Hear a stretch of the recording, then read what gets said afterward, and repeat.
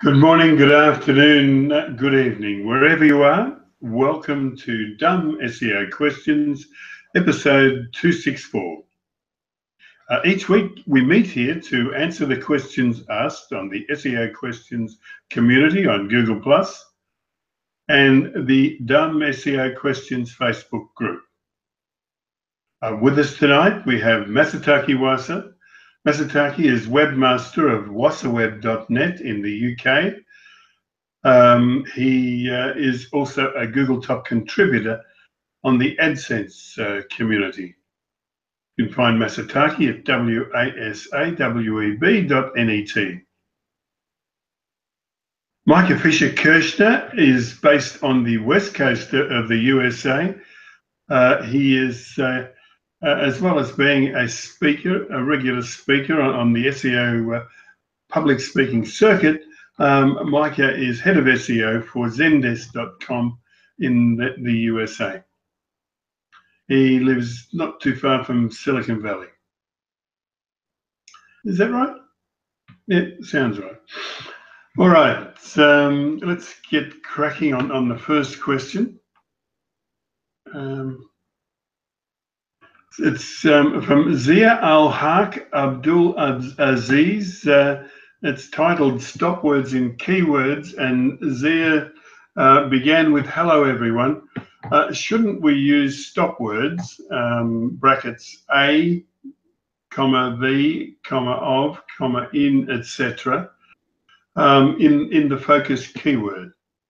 Thanks in advance.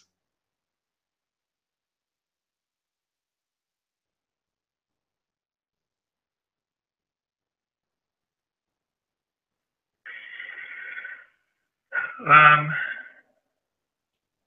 mean, that's your call. I mean, you're talking about the use in sound, Micah. Yep. Yeah. I mean, if we're talking use of focus keyword in WordPress and kind of in there, I mean, the goal really is making sure that you're using phrases in terms of how people are using it. Yeah, Google does kind of filter out often some of the stop words in a query, but that doesn't mean your grammar shouldn't match up to how people are searching. So I generally would recommend keeping it in, so that it's, as kind of Alan says, that it's readable in the sense for how humans can see it. That's kind of my view of it. The URL is a little bit different in my opinion. I kind of like to keep it a bit shorter and just drop out stuff, but it's usually a bit more of a personal preference. But just think of it for what you think is going to be best with users, because it's not going to actually really be a large effect to how you handle. It's not going to be a large effect to your SEO. Thank you, Micah. Okay. Summing up, Google has over the years changed the way that they treat stop words. So, as Micah said, it's good practice to simply focus on making your grammar perfect for the user and let the stop words take care of themselves. Yeah, what I would say is that think of newspaper and magazine headlines, because they would often leave out the articles and there, for example, but they will have prepositions, because otherwise the meaning of that headline might change or might become ambiguous if there were no preposition. So, in certain occasions, you want to keep the headline short and memorable and nice, but keep the prepositions at least. Yeah. I see Michael Martinez on the Facebook community, the Dumb SEO Questions group. He said, as long as Bing and Google support exact match search, you should include the stop words. People can and do search on phrases in quotes. Also like to point out Alan Blue Eyes and Casey Marquis both gave excellent answers, which can be seen on our community on Facebook. Let's move on. Number 2 on our run list is titled Text Link or Image Link. It's from Neil Cheeseman. He said, does anyone have any research or stats on what works best, i.e. click-through ratio, if there is a best, for Amazon links overall? 1, text link, or 2, image link?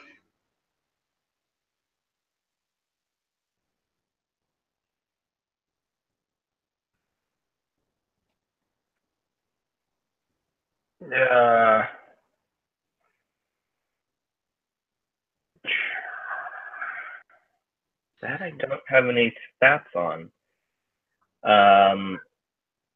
Yeah, I don't know of any offhand.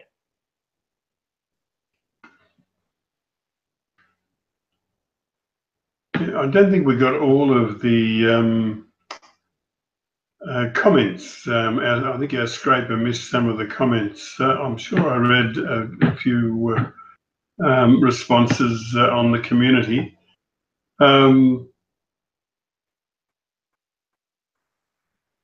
Neil, we don't have any stats to point you towards. All right, let's move on from there. I'm sure Neil will forgive us. We've normally come up trumps for him.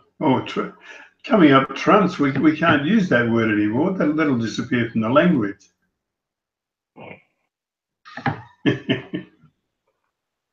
All right. Here's one from JL Faverio. It's titled Keyword in Images. And he said, do you make it a habit to ensure your keyword is in the image file name, plus title, plus caption, plus alt, plus description? In other words, must I add it to all 5 aspects of the image, or is that overkill?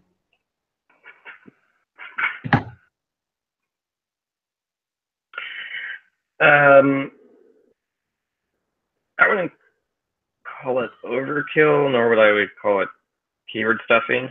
I think it's all going to be dependent on context for this. The use of the keyword in kind of file name, yeah, makes sense. Don't like having, like Michael Martinez saying, something that's just a random string of numbers. So if I'm downloading it, using it in some other place, I'll remember to have it properly named for later. I don't have to do that. It makes my life easier. Title and alt, depending on kind of either like browser settings or ADA kind of compliance type stuff. I sometimes differentiate of how I set up the title versus alt. Title on its own, though, is not, I'm assuming you mean the image title, not actual title of the page. I'm assuming, yeah, for that, that's not used. So that part's not actually anything with SEO. But I do like have sometimes a nice differentiation between kind of the use of title versus alt for kind of different use cases. And so in those situations, I'll often have the, still have the keyword in there. Caption is kind of more just, maybe a bit more descriptive. I mean, I feel like having all of these together is a bit of overkill.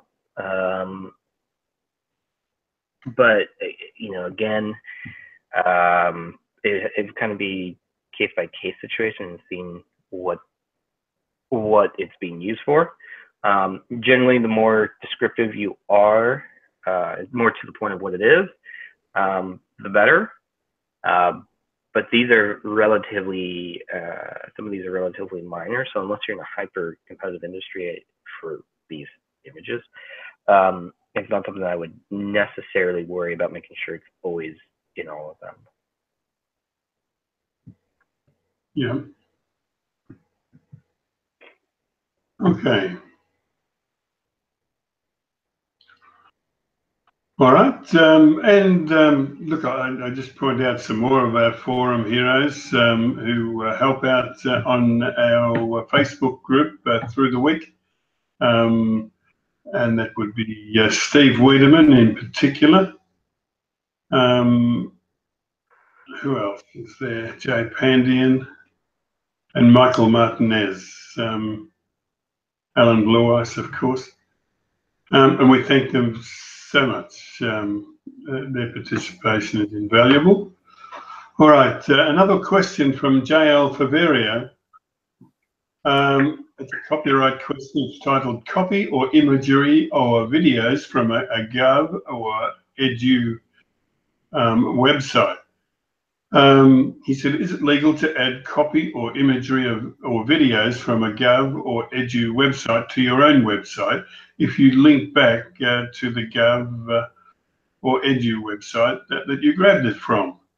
If it is legal, referring to copyright laws, would you recommend it? Could you leave example links if you've done this?" I might point out to JL Faverio that it's quite legal to videos from the dumbseoquestions.com site. You can cut them, slice them, and dice them. You can use them any way you want. That they are Creative Commons, and all we ask is that you might give us a link back to our site. I see David Rozam has joined us. David is he's based in the sunny south of England.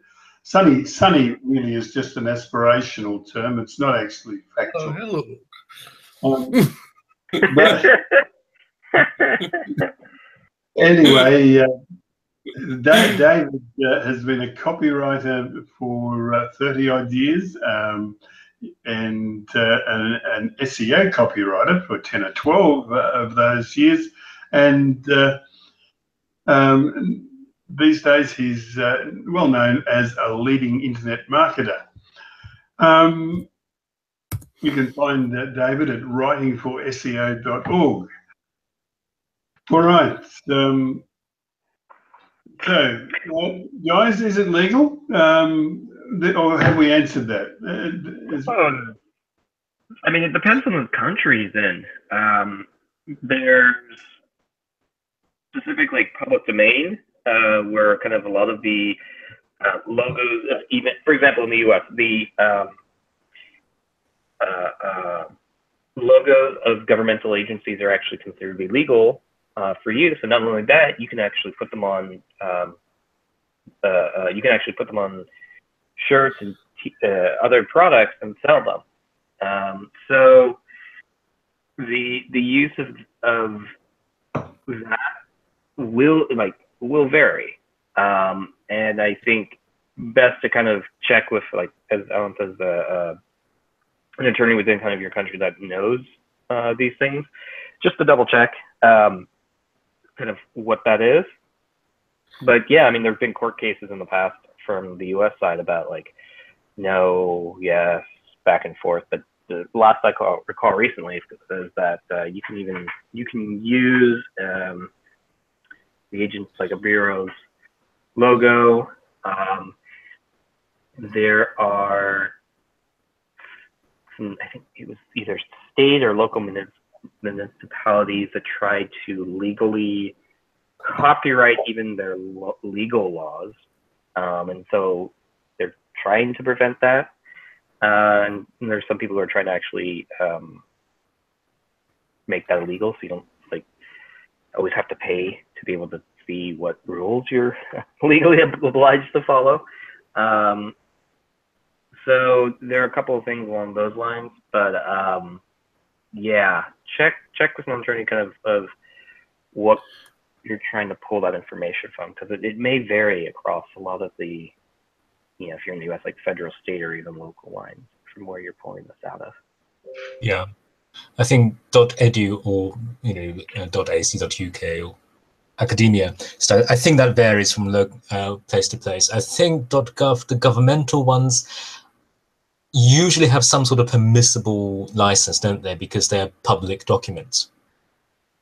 For example, in the UK, a lot of documents are provided under open government license, so that does allow you to use materials even for commercial purposes, as long as you attribute the source. So I think governmental sources are usually more permissible than, say, educational ones. But as Micah said, you need to check. You must check in each case what you're intending to use can be used in the way that you intend to use.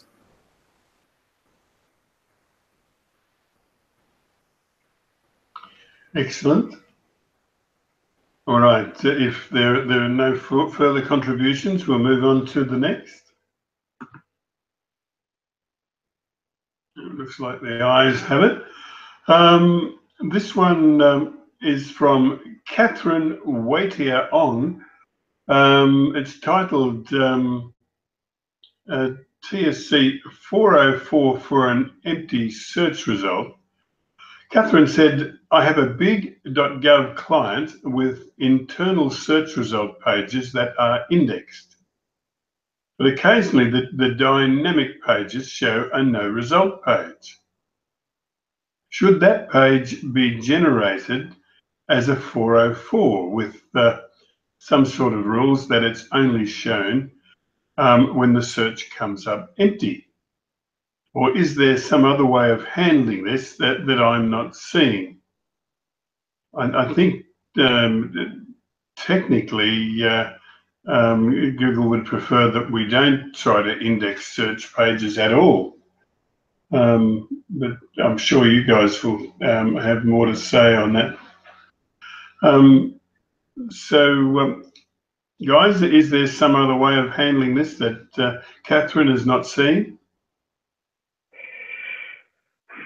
Yeah, you shouldn't. I mean, basically, having internal search results is frowned upon. So, however you want to generate rules about your search results really doesn't matter from like Google's perspective. What matters is that those search results should not be found by Google. Just they don't want that. So that's actually rather the larger issue to be addressing, is that your whole internal search should be no indexed from Google, and then eventually not allowed to be crawled. And then anything else that you need to do to kind of fix up the internal search results can be done based on whatever works best for the dev team.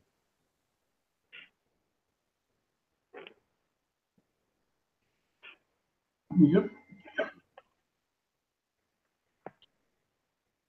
All right, and it looks like I should be thanking Ankit Gupta, who said he used to have a similar issue while working for a giant cloud services provider in China. But I would disagree if it's number two. Like that like, just because they're suddenly indexed, it doesn't make any sense to block them. That's no, like, you accidentally getting pages indexed doesn't mean Google's gonna treat you as like, okay, you're an exception now. Like, no, you're gonna need to get them out of the index and then block them from being crawled again. So yeah, you're still gonna have to do that. Yeah. Okay, let's move on to the next. I hope we've answered both on the Dumb SEO Questions Facebook group and right here in this Google Hangout. I hope we've given Catherine something worthwhile. Anyway, Saeed Rabari has a problem. He said he has many bad links to his website. He said, something's been eating me for a while. Suppose that I have many bad links to my website, the kind of links that can cause a serious drop in ranking. That's the case for our website, Novin, novin.com. But Google doesn't recognize most of these links as spam right now. If I delete these links, I'd probably face a drop in ranking, but I'd be confident that my link profile is clean. What would you do? Would you go ahead and delete them immediately or try a more conservative approach? I'm wondering whether are these links on some sort of private blog network? Because if he's talking about deleting them rather than disavowing them, yeah, anyway. Well, if these things are truly bad links, and he's absolutely certain that they are, like he's bought 20,000 of them, and therefore he is sure of them being undesirable. If they are undesirable, then as Helmut and I can't read it because it's gone garbled here, says, yeah, Google will soon figure them out. I would get rid of them. Yeah, I would get rid of them sooner rather than later.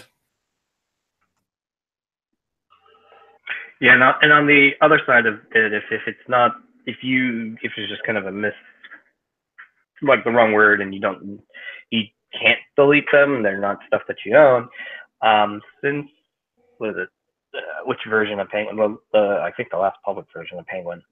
They stopped negatively dinging you from a Penguin standpoint of poor links.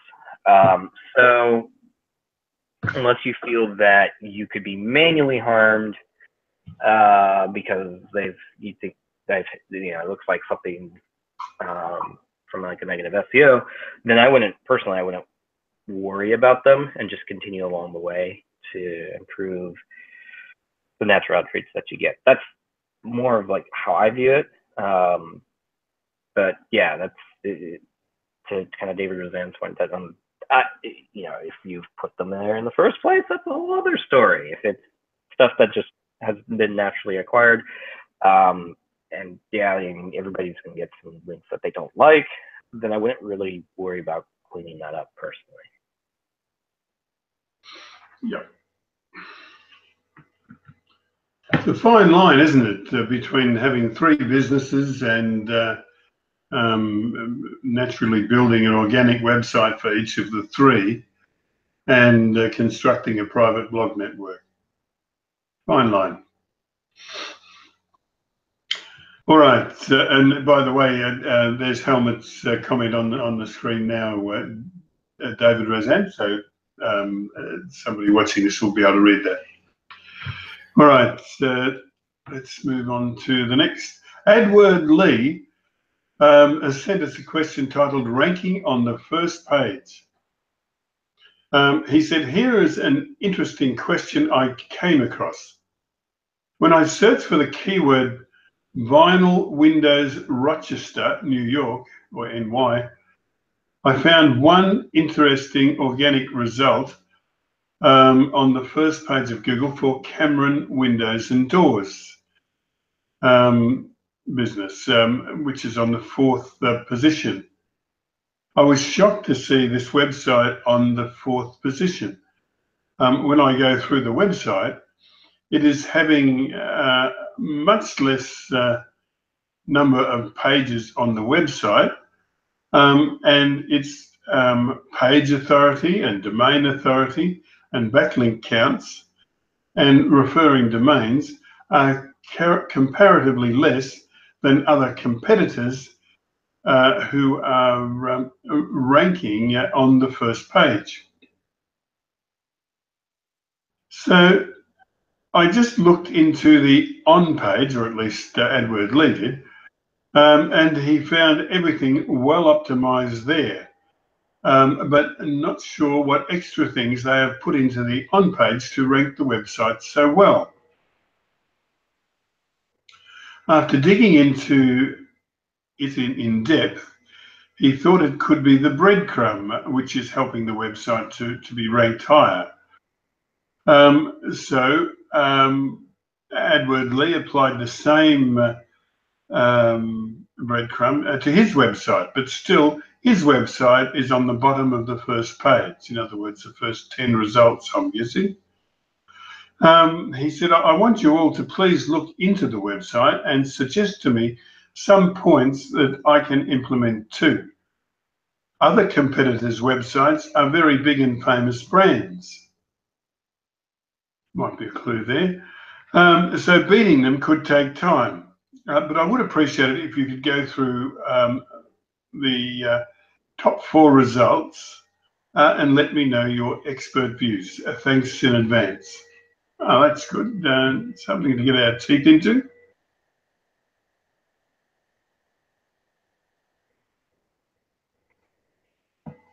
Vinyl Windows, Rochester, New York.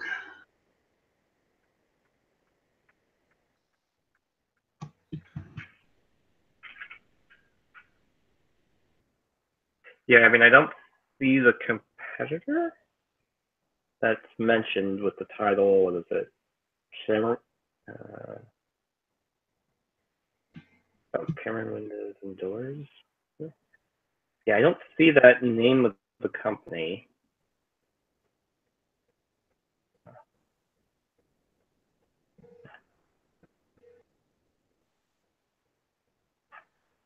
But then again, I'm also not on the East Coast, so I might get a different set of results too. And we don't know what this person's website is, do we? Yeah, we do. It's novin.com. Well, that's what he said. nyvin.com, you said? That's his? Oh, wait. No, that was the previous one, wasn't it? Yeah. He's referring to camera. No, hang on. Let me just see, Mike. I'll just scroll up. Maybe he did say novin.com.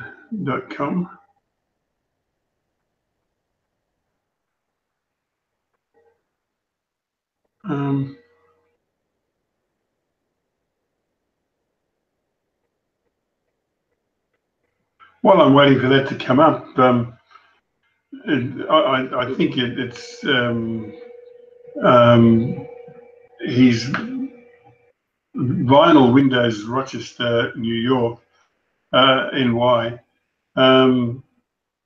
He's much more likely to get a positive impact from appearing on the local results as a tradesman. That's guaranteed to be at the top of the page, and if you can get anywhere near the top of that,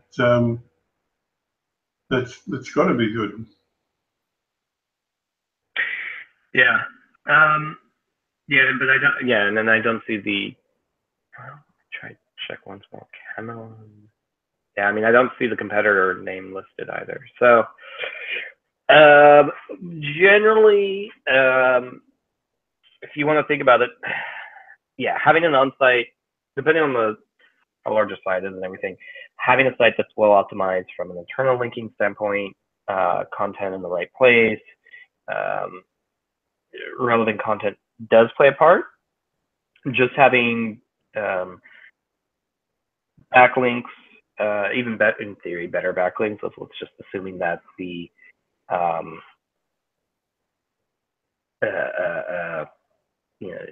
just having links on its own is not necessarily the amount, but rather how good those links are. So if they're coming from pretty relevant pages, then having fewer links, poor, oh, good.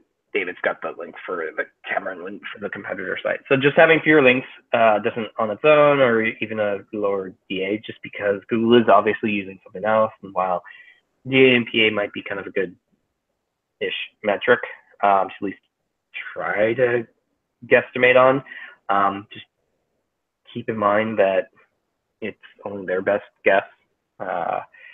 So yeah, coming back around, making sure that you've got good internal linking, good content. You haven't done anything on your own site to have negatively hindered your potential. So like if you accidentally made a couple of various mistakes, like no indexed pages at a very, as one example, or content can't be seen because they're hidden inside of a tab, at least today on the desktop. Things like that can play a part. So that's kind of some of the things I would at least start and note. But it also is a bit of a local query. So if you're not actually located around Rochester, New York, that might play a part. If some of the links are highlighting you for a different part of New York rather than Rochester, that could be a part of it. So it's hard to say without getting a comparison of what your site is versus theirs and diving in a bit further. But yeah, generally from what I usually talk about is making sure your content's well optimized, your linking structure, external and internal, are both well optimized, and then that technically the structure, speed, the load, the design is well structured as kind of the high level themes of how to look at sites, and making sure that you've covered each of those areas for which you think you are actually doing a better job to make sure that you can then rank better for those set terms. Thank you, Micah. Anybody else? Yeah, I've just been having a poke around the other sites. I'm obviously searching here from the south of the UK, but I am getting our friends at Cameron Windows and Doors coming up a little lower than AdWords, whatever his name is, our friend there. But it's against some of the other sites I've got here. It's nicely laid out. It seems to be easy to use. It seems to have been put together somewhat better than the other 3 or 4 that I've so far had a poke around. Now, that's not exhaustive, but just looking at the Cameron site, I think it, there's a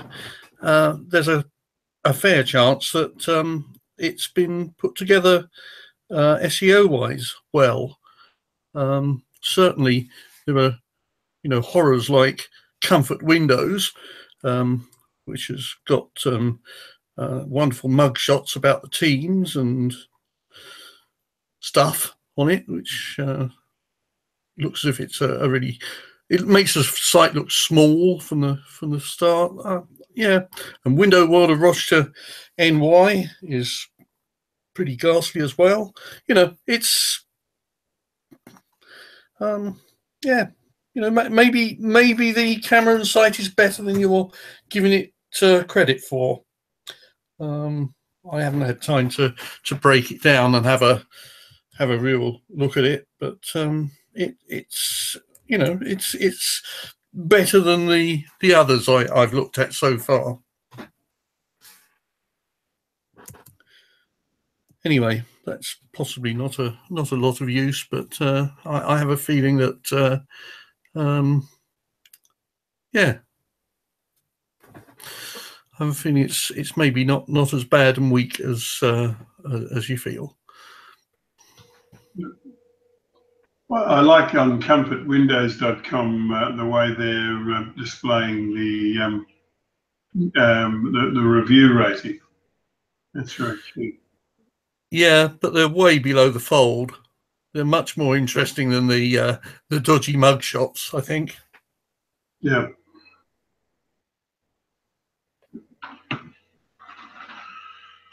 All right. Anybody else? Okay.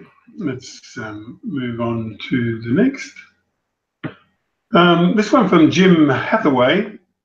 I panicked when I saw this article because I thought he was referring to the site operator search, and I thought, I mean, that's what I do all day is look at the site operator results, and I'll have to retire for sure if they do that. But anyway, no, he's referring to Google Site Search. And anyway, Jim Hathaway said, has anyone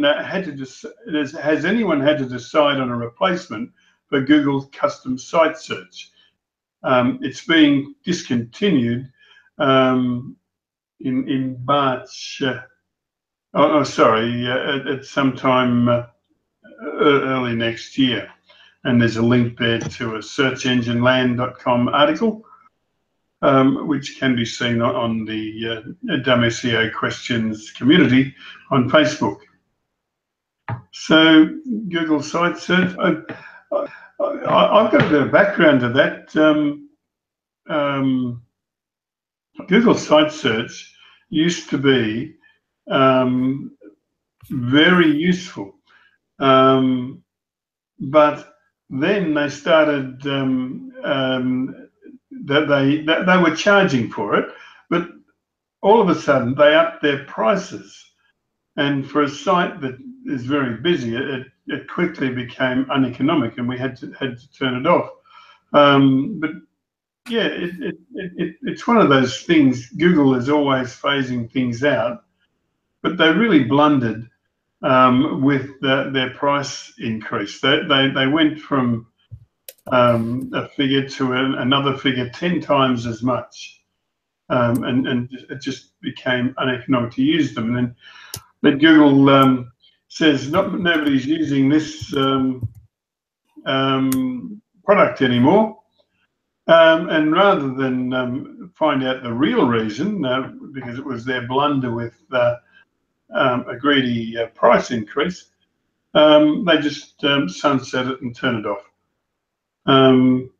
Anyway, that's my 2 cents. Not much help for anybody. Just a rant on my part. What do we have for Jim Hathaway, guys?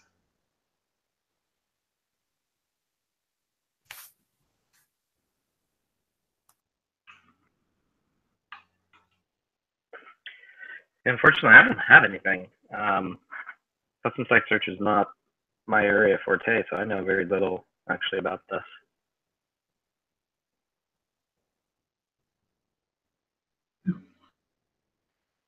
Sound, David?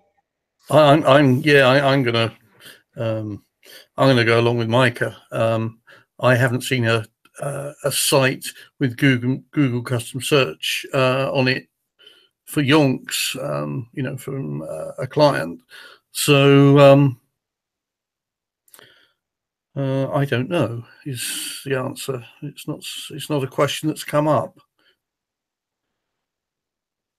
Yeah. By the way, I thank Jenny Halaz for calling in two new members into our Dumb SEO Questions group on Facebook. She called in JP Sherman and Linda Kaplinger. Our Facebook group on Google is growing. It hasn't reached the figure that we have on Google Plus yet. I think that's about 36,000. But certainly 1,500 of natural organic growth, nothing faked, is commendable. I think it's just wonderful. And also it's the quality of the people in our community. Generally, the leaders of the thought leaders of the SEO world, the community, SEO community, and yeah, the quality of the answers that we get sometimes, absolutely first class. I should pay to belong to it. Anyway, all right, Jim Hathaway, I hope that satisfies you. Oh, and we're at the thank you for watching time. Yet again, we have answered all of the questions asked on the SEO Questions community on Google+ and the Dumb SEO Questions Facebook group. So it looks like we've finished for yet another week. We thank David Rozam, Masataki Wasa, and Micah Fisher-Kirshner for their excellent answers.